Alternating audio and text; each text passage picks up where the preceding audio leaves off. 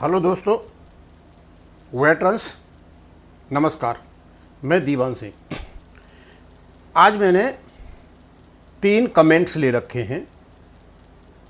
2 मेरे व्यूअर्स के हैं और एक मैंने IBA से लिया है और इसका अर्जेंट डालना बहुत ज़रूरी था।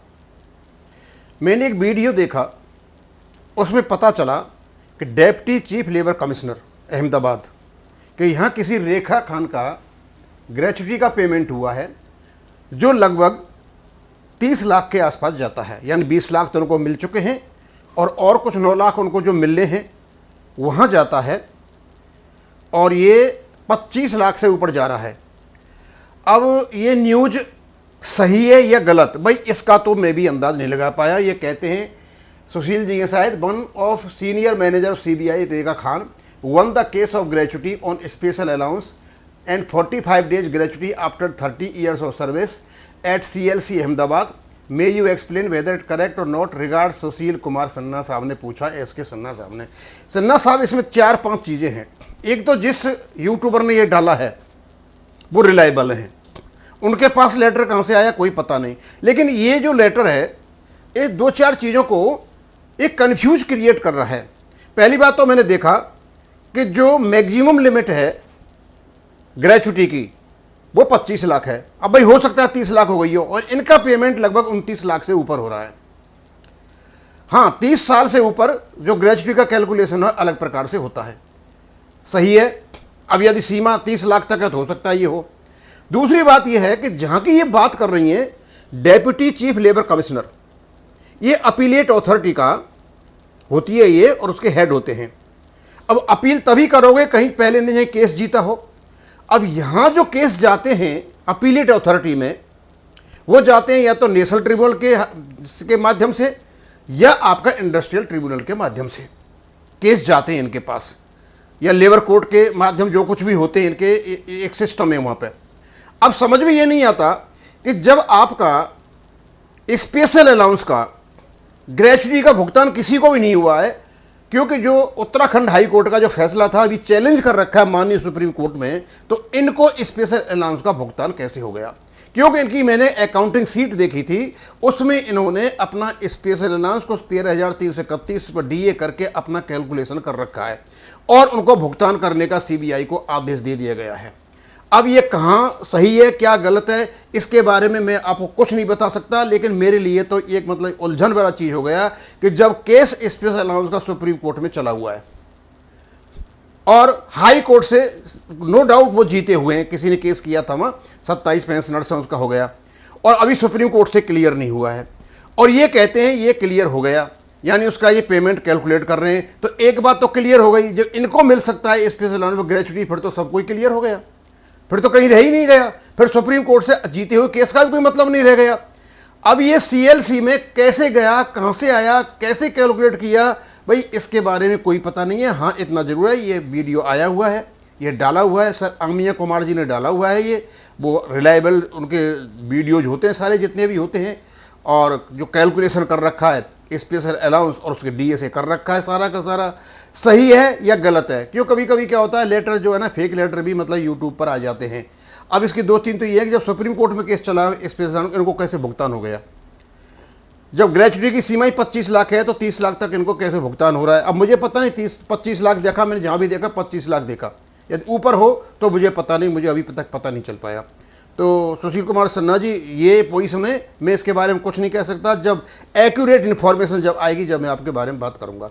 एक और है कि हम जब भी मैं वीडियो बना रहा हूँ, क्योंकि मुझे इतना पता नहीं है, हाँ इतना मेरा पैसा जरूर कटा था ये मुझे पता है। अब ये कहते हैं 2006 या 7 में जो एरियर बना था उसी में से काट लिया गया था। अब 2007 की जब ये बात करते हैं तो इसके बाद ये 9वां सेटलमेंट है। जब 2006 की जब बात करते हैं तो 8वां सेटलमेंट है, बेस सेटलमेंट है, और यहीं से पैसा कट गया। और ये निश्चित है कि 2010 में सेकंड ऑप्शन आया था, यदि सेकंड ऑप्शन से ही पैसा इन्होंने काट लिया है पहले, ये तो और भी इर्रेगुलर अनलॉफुल रिकवरी है, वो ये कर नहीं सकते। एक्चुअरियल कैलकुलेशन के आधार पर ये 2006 और 7 में यदि ये पैसा काट लेते हैं सेकंड ऑप्शन आने से पहले, तो ये तो इनकी गले की फांस बनेगा। अब मैं दूसरी बात पर आता हूं। मैंने आपको डाला, एक चीज भूल गया था कल में, कि ये जो पैसा आता है सोर्स है जो फंड रेगुलेशन 7 से A to H जो सोर्सेस हैं वो जमा हो जाता है पेंशन फंड के नाम पर ट्रस्टीज के पास में। अब जो एम्प्लॉयर से पैसा आता है उसके एडिशनली इन्होंने पैसा लिया। अब उसके एडिशनली यदि आप पैसा लेते हो तो रेगुलेशन 11 ये कहता है कि एडिशनल एनुअल कंट्रीब्यूशन आपको एक्चुअली के कैलकुलेशन पे होगा और उसको सिर्फ बैंक देगा, ठीक है। लेकिन इनके एफिडेविट में बड़ी ही गजब की चीज मिली मुझे। देखो क्या है, additionally contributions were also made to the pension fund by employees and based on the actuarial calculation कराया गया और एम्प्लॉय से पैसा लिया गया जो ये नहीं ले सकते, जो 11 रेगुलेशन है वो मना करता है। हेंस अब इन्होंने निष्कर्ष निकाला, उनसे लिया गया था। अब कहते हैं the pension funds of the member banks for the payment of pension there from have been created by the contribution from the bank employees and officers not from government. भाई ये क्या हुआ, यानी जो पेंशन फंड हैं member banks के pension देने के लिए वो बने बैंक एम्प्लॉय ऑफिसर्स के कंट्रीब्यूशन से। ये क्या है इसमें एफिडेविट में? भैया तो जो आपका रेगुलेशन 7 है उसमें 8 सोर्स दे रखे हैं जो एम्प्लॉयर से पैसा आ रहा है विभिन्न स्रोतों से, वो क्या है? तो इसका मतलब ये जो ट्रस्टीज जो पेंशन फंड को मैनेज कर रहे हैं वो बैंक एम्प्लॉइज और ऑफिसर्स के कंट्रीब्यूशन से बने हुए हैं। पेंशन फंड इनसे बने हुए हैं तो वो सोर्सेज ऑफ फंड जो है वो कहां जा रहे हैं, वो किस काम के हैं? ये एडिशनल पैसा लिया आपने, सही है, आपने ले लिया, कॉस्ट ऑफ पेंशन के नाम से कोई बात नहीं है। लेकिन ये निष्कर्ष निकालना कि जो पेंशन फंड बने मेंबर बैंक्स के वो बैंक एम्प्लॉय ऑफिसर्स के कंट्रीब्यूशन से बने हैं और इसको आप एफिडेविट में डालते हो, माननीय सुप्रीम कोर्ट को देते हो, really surprising, appealing situation of the affairs. इस प्रकार का वर्ड लिखना, निष्कर्ष निकालना कि जो पेंशन फंड बना हुआ है वो बैंक एम्प्लॉय ऑफिसर्स के कंट्रीब्यूशन से बना हुआ है, सरासर गलत है। पेंशन फंड केवल और केवल एम्प्लॉयर के शेयर से बना है, उसके रिलेटेड जितने भी सोर्सेज हैं उससे बना हुआ है, न कि बैंक एम्प्लॉय ऑफिसर्स के कंट्रीब्यूशन से बना हुआ है। और जो कंट्रीब्यूशन जो आता है बैंक का वो बैंक ऑफिसर और क्या नाम है इनका एम्प्लॉयज का कंट्रीब्यूशन नहीं है, वो एम्प्लॉयर का कंट्रीब्यूशन है। ये जो चीज यहां पे डाली हुई है शिवराम जी, सबसे पहले इस चीज को माननीय सुप्रीम कोर्ट में रखें कि ये जो पेंशन फंड का क्रिएशन की जो बात कर रहे हैं, कोर्ट को जो मिसगाइड किया जा रहा है, ये बिल्कुल सरासर गलत है। रेगुलेशन 7 को देखा जाएगा पेंशन फंड कहां से बने हैं।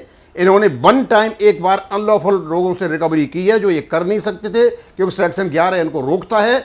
और किसी भी हालत में हमारे पेंशन फंड बैंक एम्प्लॉइज और ऑफिसर्स के उससे नहीं बने हैं, नॉट फ्रॉम, और गवर्नमेंट के तो बनते ही नहीं है। बोले इसका मतलब ये हो गया कि ये जो चीज डाली इन्होंने पेंशन फंड एम्प्लॉइज और ऑफिसर्स के कंट्रीब्यूशन से बने, इसका मतलब ये और कंट्रीब्यूशन करें इसलिए हम अपडेशन दे देंगे। मतलब पेंशन फंड का जो फंडा यहां पर क्रिएट किया इन लोगों ने जानबूझ करके ये किया हुआ है। अब मैं ज़्यादा तो नहीं जाऊंगा, ये क्लियर करना था मुझे कि पेंशन फंड हमारे कंट्रीब्यूशन से नहीं बने, एम्प्लॉयर के कंट्रीब्यूशन से बने हैं। और दूसरा ये यदि इन्होंने 2006 और 7 में ही पैसा काट लिया और ऑप्शन आया 2010 में तो स्वाभाविक सी बात है और बहुत बड़ी गलती करके बैठ गए हैं।